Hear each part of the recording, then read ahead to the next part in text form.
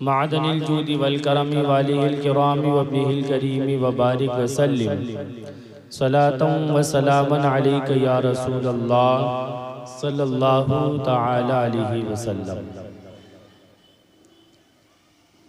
अल्लाह के नबी अलैहिस्सलातु वस्सलाम ने एक हदीस पाक में इरशाद फरमाया, इन्ना औलन नासी बी यौमल क़ियामती अक्सरुहा अलैया सलातन, यानी बेशक क़यामत के दिन मेरे करीब सबसे ज़्यादा वो शख्स होगा जो मुझ पर कसरत से दुरूद पाक पढ़ेगा।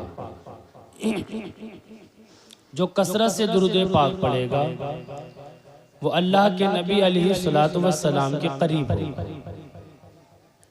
अब आप ज़रा गौर करें कि कौन ऐसा शख्स है जो हुजूर अलैहिस्सलातु वस्सलाम के कुर्ब को ना चाहता। हर शख्स ये चाहता है कि कल क़यामत में अल्लाह के नबी का कुर्ब नसीब हो जाए। ये नबी कौन है? जो हम गुनाहगारों को बख्शवाने वाले हैं, हमारी शफाअत करने वाले हैं, हमारी सिफारिश करने वाले हैं, हमारे काम आने वाले हैं।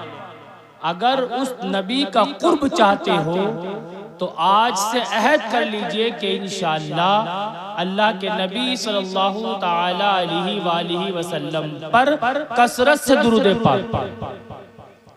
आप एक तसव्वुर कीजिए कि मैदान महशर के दिन हुजूर ने फरमाया मेरे करीब होगा।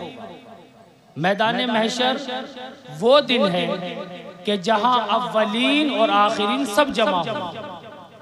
हजरत आदम अलैहिस्सलाम से लेके आखिर इंसान पैदा होने तक जितने भी इंसान पैदा हुए हैं या होंगे सब वहां मौजूद होंगे। इतनी बड़ी भीड़ में लाखों करोड़ों खरबों अरबों उससे भी कहीं ज्यादा की तादाद में अगर नबी का कुर्ब पाना है तो कैसे पाए? नबी के करीब जाना है तो कैसे जाएं? नबी को अपना मुद्दा सुनाना है तो कैसे सुनाएं?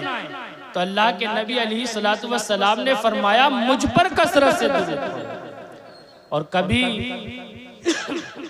ये तसव्वुर जमाइए आंखें बंद करके कि मैदान महशर है, एक भीड़ लगी हुई है, मैं जब एक दुरूद पढ़ता हूँ एक कदम नबी के करीब हो जाए। जब मैं एक दुरूद पढ़ता हूँ अपना कदम नबी के करीब बढ़ाता हूँ, तो याद रखिए जब ये तसव्वुर बांधेंगे तो दिल यही करता रहेगा कि हर बार दुरूद पढ़ता रहे, हर मर्तबा दुरूद पढ़ता रहे, यहाँ तक कि नबी का कुर्ब पाए। इतना करीब हो जाए, इतना करीब हो जाए कि हुजूर ने फरमाया करीब वो होगा जो मुझ पर कसरत से दुरूद पाक पढ़ेगा। एक शायर ने कहा है महशर है अगर महशर तो किस बात का हमको डर। महशर है अगर महशर तो किस बात का हमको डर। हम जिनके सनाखा हैं वो भी तो वहां होंगे। हम जिनके सनाखा हैं वो भी तो वहां होंगे। महशर है अगर महशर तो किस बात का हमको डर। तो ये अहद कर लें कि इंशाअल्लाह हम कसरत से अल्लाह के नबी अलैहिस्सलातु वस्सलाम पर दुरूद पाक पढ़ेंगे। एक मर्तबा दुरूद पाक पढ़े अल्लाहुम्मा सल्ली अला सय्यिदिना व मौलाना। इसी थोड़ी इको कम कर दो ना, आवाज समझ में। सलातुम व सलामन अलैका या रसूल अल्लाह सल्लल्लाहु ताला अलैहि वसल्लम। इमामुल कलाम कलामुल इमाम अशाह इमाम अहमद रजा खान फाजिल बरेलवी अलैहि रहमतु व रिजवान फरमाते हैं वाह क्या मर्तबा ए गौस है बाला तेरा, वाह क्या मर्तबा ए गौस है बाला तेरा, ऊंचे ऊंचों के सरों से कदम आला तेरा। ऊंचे ऊंचों के सरों से कदम आला तेरा, और सर भला कोई क्या जाने के है कैसा तेरा। सर भला कोई क्या जाने के है कैसा तेरा। अरे सर तो बहुत दूर हो गया। गौसे आजम के कदमों का हाल ये है, ओलिया मलते हैं आंखें वो है तलवार। ओलिया मलते हैं आंखें वो है तलवा तेरा।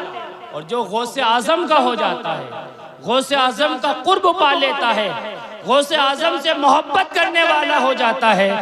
अरे हम तो इंसान हैं, हम तो गौसे आजम के गुलाम हैं। गौसे आजम के दर पर पलने वाला एक कुत्ता, उसकी शान ये हो जाती है कि जिसको मेरे इमाम ने कहा कि शेर को खतरे में लाता नहीं कुत्ता तेरा, क्या दबे जिस पे हिमायत का हो पंजा तेरा, क्या दबे जिस पे हिमायत का हो पंजा तेरा, और शेर को खतरे में लाता नहीं कुत्ता तेरा। अरे जब एक कुत्ते पर सरकार गौसे आजम का दस्ते शफकत हो जाए तो वो शेरों से न घबराए। तो जब हम गुलामों पर सरकार गौसे आजम का करम हो जाए तो ये गुलामाने मोहम्मद जान देने से नहीं डरते, ये गुलामाने मोहम्मद जान देने से नहीं डरते। ये सर कट जाए या रह जाए कुछ परवाह नहीं करते। याद रखिए सरकार गौसे आजम का जो मकाम है वो बहुत बुलंद है, बहुत ही बुलंद है। जितनी करामतें सरकार गौसे आजम की साबित हैं, बड़े बड़े औलिया ने आपकी करामतें लिखी हैं, बड़े बड़े फुसहा ने, बड़े बड़े उलमा ने, बड़े बड़े सूफिया ने आपकी बेशुमार करामतों का जिक्र किताबों में लिखा है। इसमें कोई शक नहीं कि गौसे आजम की करामतें बेशुमार हैं। लेकिन मैं एक बात आपको बता दूं, आज इस कौम का हाल ये हो गया है कि हमने सिर्फ और सिर्फ करामतें सुनना शुरू कर दी। हम सिर्फ करामतें सुनते हैं और करामतें सुन सुनकर ये समझ बैठे हैं कि हमारा तो बेड़ा पार हो जाएगा। याद रखिए कि गौसे आजम रदी अल्लाह ताला अन्हो की जिंदगी 90 से 92 साल है, और आपने जितनी करामतों का आपसे ज़ुहूर हुआ है, अगर आप हुजूर गौसे आजम की जिंदगी को उठाएं, हुजूर गौसे आजम की जिंदगी को पढ़ें, तो मालूम हो जाएगा कि गौसे आजम की इबादत का मामला क्या था, गौसे आजम की रियासत का मामला क्या था। सरकार गौसे आजम रज़ी अल्लाह ताला अन्हो की खिदमत में आपके एक शागिर्द रहा करते थे। वो कहते हैं कि मैंने 40 साल सरकार गौसे आजम की खिदमत में गुजारे, 40 साल। तो मैंने देखा कि सरकार गौसे आजम ने 40 साल तक इशा के वुजू से फजर की नमाज पढ़ी, 40 साल तक इशा के वुजू से फजर की नमाज पढ़ी। अरे हम फजर की नमाज ताज़ा वुजू से ही पढ़ ले तब भी बड़े कमाल की बात है। हम इशा की नमाज ताज़ा वुजू से पढ़ ले तब भी कमाल की बात है। लेकिन गौसे आजम का तो मामला ये है, आपकी इबादत का मामला ये है, आपकी रियासत का मामला ये है कि जब इशा की नमाज पढ़ते तो इशा की नमाज पढ़ने से लेके फजर की नमाज पढ़ने तक मुसलसल इबादत इलाही में लगे रहे, मुसलसल। और इसी तसलसल की वजह है कि आपका वुजू मुस्तकिल रहता और आप इशा वाले वुजू से फजर की नमाज अदा फरमाते। एक रावी तहरीर फरमाते हैं, बहजतुल असरार शरीफ के अंदर है कि सरकार गौसे आजम जिलानी ने 15 साल तक रात में एक टांग पर खड़े होकर रोजाना एक कुरान मजीद मुकम्मल पढ़ा। कितने साल तक? 15 साल तक रोजाना रात में। अगर आप उस रातों को निकालेंगे तकरीबन 5000 प्लस रातें बन जाएंगे। 15 साल की रातों को जब आप तकसीम करेंगे तो 5000 प्लस रातें जाएंगी। रोजाना सरकार गौसे आजम जिलानी का मामूल ये था कि वो रात को खड़े होते, एक टांग पर खड़े होकर कुरान की तिलावत करते और सुबह सादिक तक एक कुरान मुकम्मल फरमाते। हमने ये नहीं पढ़ा सरकार गौसे आजम के बारे में। अगर सरकार गौसे आजम जिलानी रात में कुरान पढ़ रहे हैं तो हम सरकार गौसे आजम जिलानी के मानने वाले क्या महीने में भी एक कुरान मजीद मुकम्मल नहीं कर सकते? क्या पूरे महीने में कुरान मजीद की तिलावत नहीं कर सकते? हमें सरकार गौसे आजम जिलानी की जिंदगी को पढ़ना चाहिए, उनकी जिंदगी को देखनी चाहिए कि सरकार गौसे आजम जिलानी की जिंदगी गुजरी कैसे। और जब आपने इल्म हासिल करना शुरू किया, आज एक चीज और है मैं बता दूं, कुछ जाहिल लोग होते हैं जो अपने आप को तरीक़त के रास्ते पे कहते हैं। तरीकत के रास्ते पे कहते हैं और होते बड़े जाहिल हैं वो लोग। ऐसे जाहिलों के दाम में मत आइए, ऐसे जाहिलों के फरेब में मत आइए। याद रखिए सरकार गौसे आजम जिलानी मकामे गौसियत पर फाइज थे और गौस पूरे जमाने में एक ही होता है। गौस पूरे जमाने में एक ही होता है। मकामे गौसियत पर फाइज होने के साथ साथ सरकार गौसे आजम जिलानी अपने जमाने के और मैं समझता हूं आने वाले बाद के तमाम जमाने के सबसे बड़े मुफ्ती भी, सबसे बड़े मुहद्दिस थे, सबसे बड़े मुत्तकी थे, आप सबसे बड़े आलिम थे। सरकार गौसे आजम जिलानी 40 साल तक बगदाद में मदरसा निजामिया में लोगों को और अपने तलबा को इल्म दीन से आरास्ता करते। 40 साल तक आपने मदरसा निजामिया में लोगों को दीन की तालीम दी है। आप ये समझते हैं कि बगैर दीन पढ़े हुए, बगैर इल्म हासिल किए हुए आप तरीकत को पहुंच जाएंगे? आप तरीकत की पहली सीढ़ी को तब पहुंचेंगे जब आप शरीयत पर मुकम्मल तौर से अमल पैरा हो, जब शरीयत की हर बात पर अमल पैरा हो और शरीयत की बात पर अमल पैरा होने के साथ साथ आलिम दीन हो, तब तरीकत की पहली सीढ़ी पर कदम रखा जाता है। और एक बात मैं आपको बता दूं, ये वलायत जो है ना, ये इसका कोई कोर्स नहीं होता है कि साहब आप सोचो कि मैं 20 साल तक नफल पढ़ लूं मैं वली बन जाऊं। इसका कोई कोर्स नहीं है विलायत का, है ना। आप सोचो कि मैं 40,000 कुरान मजीद मुकम्मल कर लूं मैं वली बन जाऊं। आप ये सोचो कि मैं 40 करोड़ मर्तबा दुरूद पाक पढ़ लूं मैं वली बन जाऊं। आप सोचो कि मैं सारी रात नफल में गुजार दूं, सारा दिन मैं रोजों में गुजार दूं मैं वली बन जाऊंगा, ऐसा कुछ नहीं। हाँ अलबत्ता आपको इबादत का सवाब जरूर है। आपने जो नवाफिल पढ़े उसका सवाब मिलेगा, आपने जो रोजे रखे उनका सवाब मिलेगा, आपने जो तस्बीहात पढ़ी उनका सवाब मिलेगा, आपने जो भी इबादतें की हैं उनका सवाब मिलेगा। मगर कसब के जरिए कोई वली बनता नहीं। वली वो बनता है जिसे रब चाहता है, जिसे अल्लाह चाहता है, अल्लाह उसे वली बना देता है।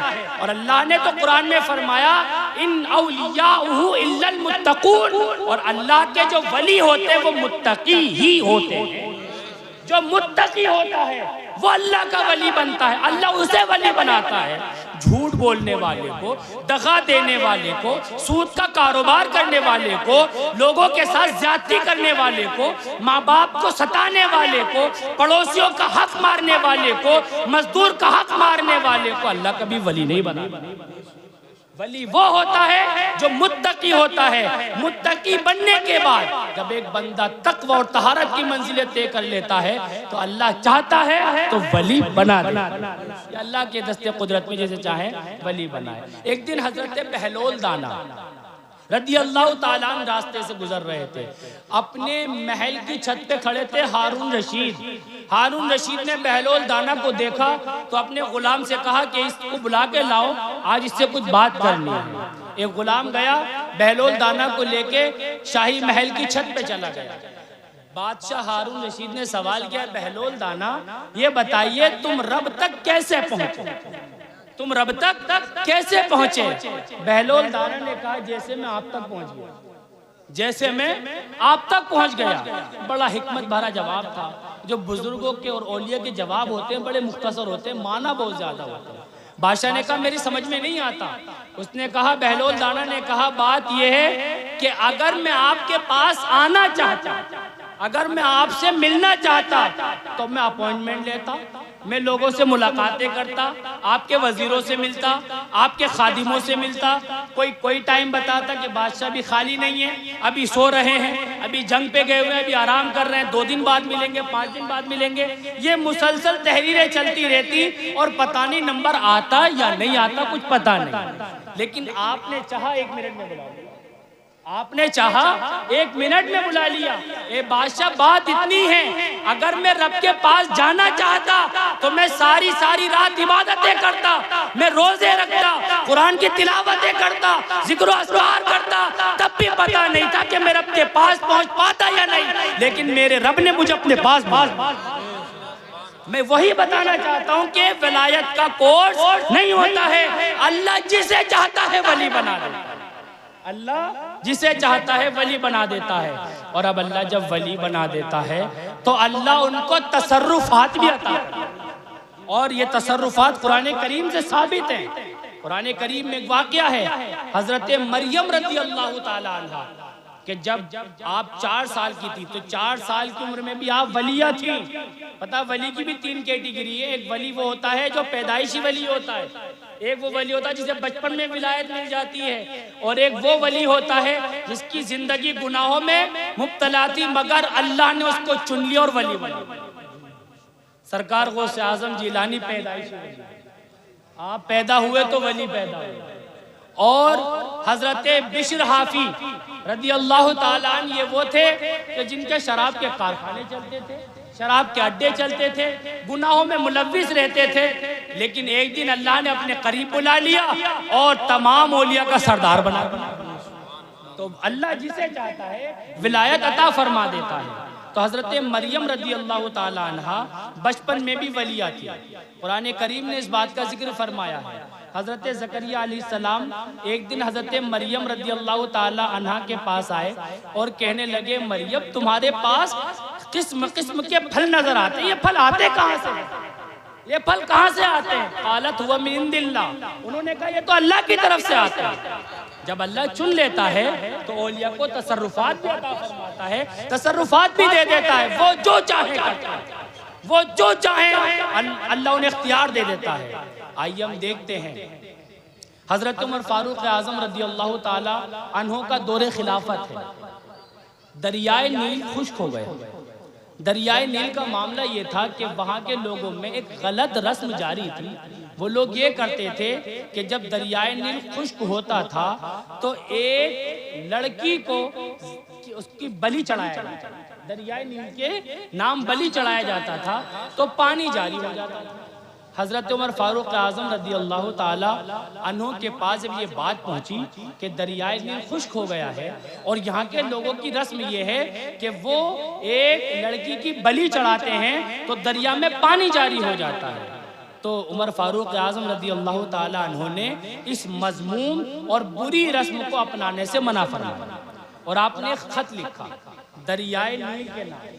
आप देखिए औलिया के तसर्रुफात, दरियाए नील के नाम खत लिख रहे हैं उमर फारूक आजम और कहते हैं फ़इन कुंता तजरी बिनफ्सिक फला हाजत लना इलैक व इन कुंता तजरी बिल्लाहि फंजर अला इस्मिन। यानी ये दरियाए नील अगर तो खुद से जारी होता था, तेरा पानी खुद ब खुद जारी होता था तो सुन ले हमें तेरी जरूरत नहीं। अगर तू खुद से जारी होता था तो सुन ले हमें तेरी जरूरत नहीं है। और अगर तू अल्लाह के नाम पर जारी होता था तो ये उमर तुझे हुक्म देता है कि अल्लाह के नाम पर जारी। आपने ये खत दिया और कहा कि दरियाए नील में डाल देना। जब ये दरियाए नील में डाला गया खत, उसी वक्त दरियाए नील में पानी जारी हो गया और ऐसा जारी हुआ कि आज तक दरियाए नील खुश्क नहीं हुआ। ऐसा जारी हुआ। ये औलियाए किराम के तसर्रुफात हैं। औलियाए किराम को अल्लाह ने बड़े बड़े मकाम और मर्तबे अता किए हैं। उन्हीं में से एक सरकार गौसे आजम जिलानी है।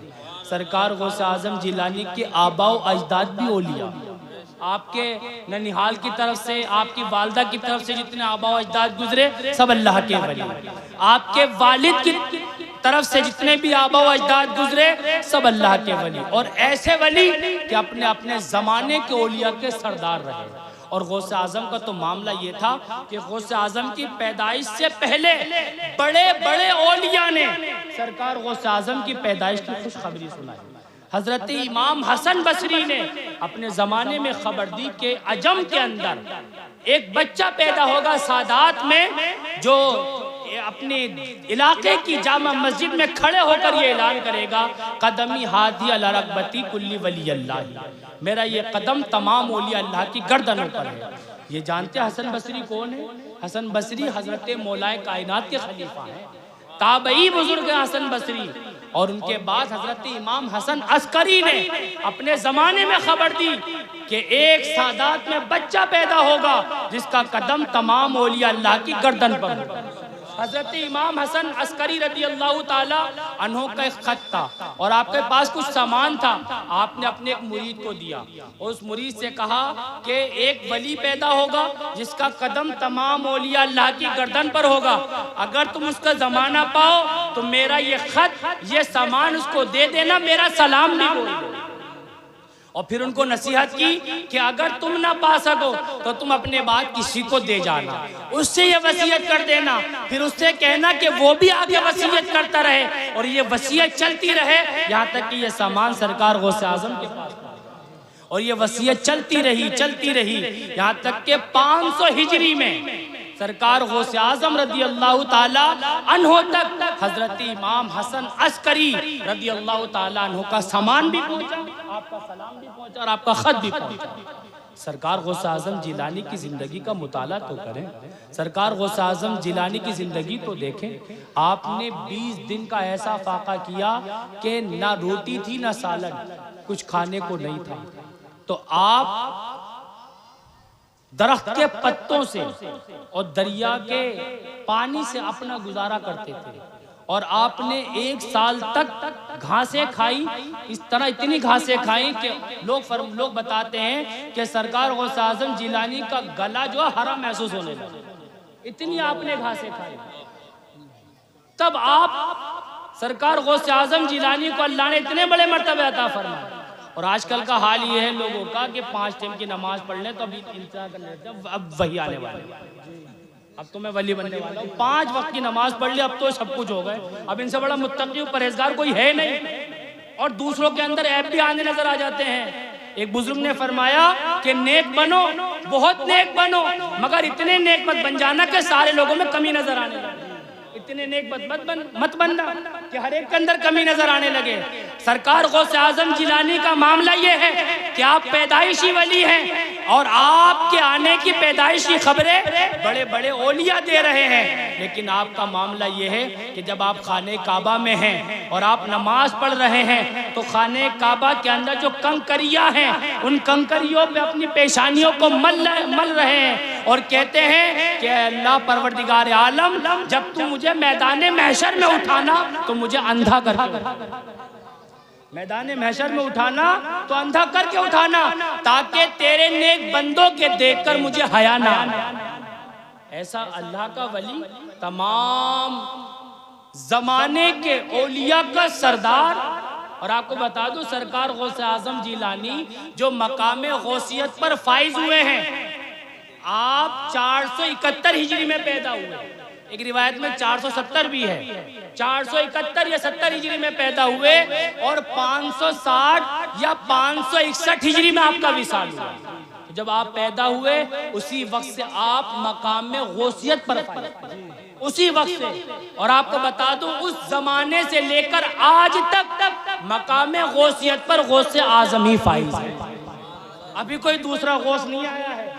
गौसे आजम के मुकाबिल अभी तक कोई दूसरा गौस नहीं आया है। और हमारे औलिया उलमा और हमारे सल्फ ने फरमाया कि इमाम मेहंदी तक कोई आएगा भी नहीं, इमाम मेहंदी तक कोई आएगा भी नहीं। अब जो मुस्तकिल गौस होंगे, जो मुस्तकिल गौसियत का जो दर्जा मिलेगा गौसे आजम के बाद वो इमाम मेहंदी को। आप देखिए कितना लंबा जमाना चल रहा है, 1000 साल तो गुजर गए, 1000 साल। अब इमाम मेहंदी के आने में अभी कितना वक्त है।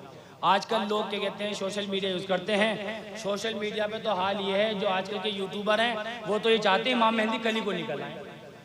क्या भाई अब सारी क्या कहते हैं निशानियाँ पूरी हो गई, 2017 में इमाम मेहंदी आ रहे हैं, 2027 में निकल आएंगे इमाम मेहंदी। इस तरह की लोग क्या कहते हैं बातें करना, ऐसे लोगों के दाम और फरेब में मत आइए। आप इल्म दीन सीखिए, इल्म दीन के करीब होइए, अपने उलमा से राब्ता कीजिए, आपको हकीकत से उलमा आगाह करेंगे।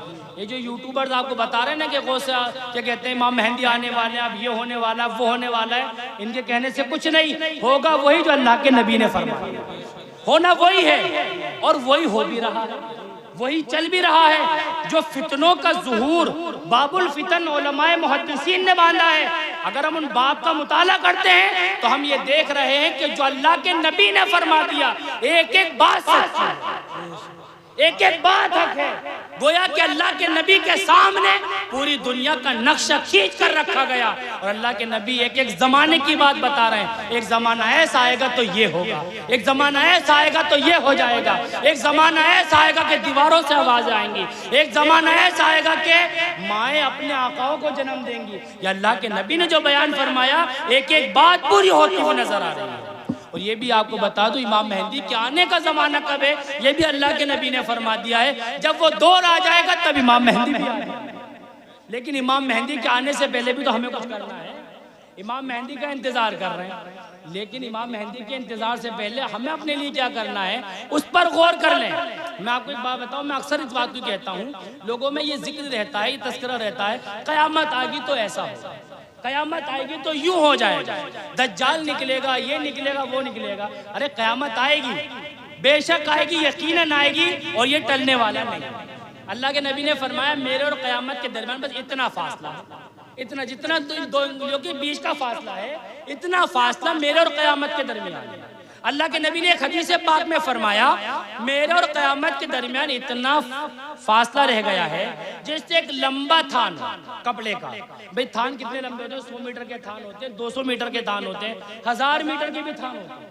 इतना लंबा थान है और आप लंबाई में थान को काटना शुरू कर दो, कितना लंबा थान काट दोगे? हुजूर फरमाते हैं आप लंबाई में थान काट दो और आखिर में एक धागा रह जाए, आखिर में एक धागा रह जाए। हुजूर फरमाते हैं बस वही आखिरी धागा रह गया है, जिस दिन वो टूटेगा कयामत। आप अंदाजा लगाइए दुनिया कितनी गुजर गई और कयामत हमारे कितनी करीब है। तो ये तो होना है, लेकिन ये भी बात याद रखें उस कयामत से पहले भी एक कयामत है, उस कयामत के आने से पहले भी एक कयामत है और वो कयामत हमारी मौत है। हम अपनी मौत की तैयारी नहीं कर रहे, हम अपने मौत के लिए कोई काम नहीं कर रहे हैं, हम अपनी मौत के लिए कोई तैयारी नहीं। आप अपनी मौत की तैयारी कीजिए, औलियाए किराम से मोहब्बत कीजिए, शरीयत मुताहरा पर अमल कीजिए और इल्म दीन हासिल कीजिए, इबादत और रियाजत में लगे रहिए और जो दुनिया का जो निज़ाम है उसके मुताबिक तो चलना है, उसके मुताबिक चलते रहिए, मगर ये गुनाहों में अपनी जिंदगी बसर ना कीजिए। मौत का कोई वक्त मुतय्यन नहीं है, कब मौत आ जाए कुछ पता नहीं है, ये मौत कभी भी आ सकती है। आप उस मौत की तैयारी करें। हम कयामत के इंतजार में हैं, इमाम मेहंदी के इंतजार में, हम इस इंतजार में अब ये आएगा तो वो होगा, वो आएगा तो ये हो जाएगा। ये सब बात की बातें हैं, हमें क्या करना है इस पर भी ध्यान दीजिए।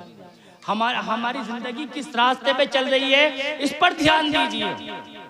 एक हदीस पाक में अल्लाह के नबी ने फरमाया कि 2 शख्स ऐसे हैं कि जिनसे अल्लाह रब्बुल इज्जत जंग का ऐलान फरमाया। 2 किस्म के लोग ऐसे हैं जिनसे अल्लाह रब्बुल इज्जत जंग का ऐलान फरमाते हैं। अब आप मुझे ये बता दीजिए क्या कोई शख्स ऐसा भी है जो अल्लाह से जंग कर सकता हो, अल्लाह के मुकाबले में लड़ सकता हो? क्या कोई शख्स है ऐसा? क्या कोई ऐसी ताकत है, क्या कोई ऐसी कुव्वत है कि जो अल्लाह से मुकाबला कर ले, अल्लाह से जंग कर ले? तो क्या पता चला कि हमें अल्लाह से जंग नहीं करनी है, हमें अल्लाह से लड़ना नहीं है, बल्कि क्या करना है अल्लाह को राजी करना है। लेकिन अल्लाह के नबी फरमाते 2 किस्म के लोग ऐसे हैं जिनसे अल्लाह ने जंग का ऐलान किया। जब अल्लाह जंग का ऐलान फरमा दे किसी से तो क्या वो कामयाब हो जाएगा? जिससे अल्लाह जंग का ऐलान फरमा दे उसका तो कोई पुरसाने हाल भी नहीं है। अल्लाह कह रहा है कि मैं जंग करूंगा। जब अल्लाह जंग का ऐलान फरमा दे तो उसकी कोई शफाअत करने वाला भी नहीं होगा, उसकी तो कोई बख्शिश कराने वाला भी नहीं होगा, क्योंकि अल्लाह जंग का ऐलान फरमा रहा है। वो 2 लोग कौन है? हुजूर ने फरमाया एक सूदखोर जो सूद का कारोबार करता है, सूद खाता है, अल्लाह उसके साथ जंग का ऐलान फरमाता है, और एक अल्लाह के वलियों से दुश्मनी रखने वाला। ये वो 2 लोग हैं कि जिनसे अल्लाह जंग का ऐलान फरमाता है। आज आप देखिए पूरी दुनिया का जो निजाम है ये सूद पर चल रहा है। सूद के नाम पर अलग अलग तरह की बिटकॉइन, ये कोइन, फला कोइन, ये सब चल रहा है। सूदी कारोबार को फरोग दिया जा रहा है, बढ़ावा दिया जा रहा है। याद रखिए, सूदी कारोबार में ना फंसिए। अगर फंस गए तो अल्लाह रब्बुल इज्जत जंग का ऐलान फरमाएगा, और जो अल्लाह जंग का ऐलान फरमा दे तो वो बंदा कभी कामयाब नहीं हो सकता। नारे तकबीर, नारे रिसालत, मसलके आला हज़रत, खतीबे हिंदुस्तान, औलादे गौसे आज़म सैयद दानिश मियां मिसबाही मुरादाबादी, आमदे उलमाए अहले सुन्नत, औलादे गौसे आज़म, औलादे गौसे आज़म सैयद दानिश मियां मिसबाही मुरादाबादी, आमदे उलमाए अहले सुन्नत मज़हबे इस्लाम, नारे तकबीर, नारे रिसालत। दुरूद पाक पढ़िए, अल्लाहुम्मा सल्ली अला सय्यदिना व मौलाना मुहम्मद मादनिल जूदी वल करम वालिहिल किरामी व इब्निहिल करीमी व बारिक व सल्लिम सलातु व सलामन अलैका या रसूल अल्लाह सल्लल्लाहु तआला अलैहि वसल्लम।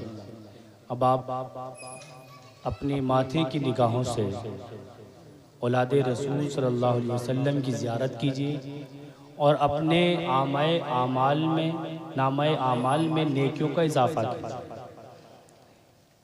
औलादे रसूल सल्लल्लाहु अलैहि वसल्लम की ताज़ीम का मामला बड़ा अजीम है। जो औलादे रसूल की ताज़ीम करता है, जो सैयदज़ादों की ताज़ीम करता है, अल्लाह के नबी उससे खुश होते हैं। अल्लाह के नबी ने फरमाया, मैं तुम्हारे दरमियान दो ही चीज़ें छोड़ के जा रहा हूँ, एक किताबुल्लाह, दूसरी मेरी इतरत, मेरे अहले बैत। तुम इन दोनों को मजबूती से पकड़ लो, कामयाब हो जाओ। इन दोनों को मजबूती से थाम लो, कामयाब हो जाओ।